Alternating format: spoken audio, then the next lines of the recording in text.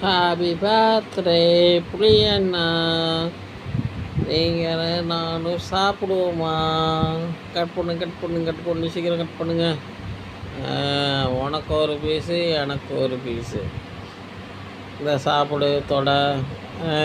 இருப்பா, சூட வைக்கிற எண்ணெயில் போட்டு வறுத்து அதை கேக்கு மாதிரி வெட்டி சாப்பிட்லாமா? சாப்பிட்லாமினி.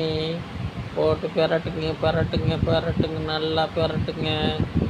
பெரட்டி திருப்பி போடுங்க, திருப்பி போடுங்க. திருப்பி போட்டு கொஞ்சோண்டு சால்ட்டு, பெப்பரு எல்லாம் கலந்து அது மேலே தூவுங்க. ஆளுக்கு ஒரு piece. I love you biryani.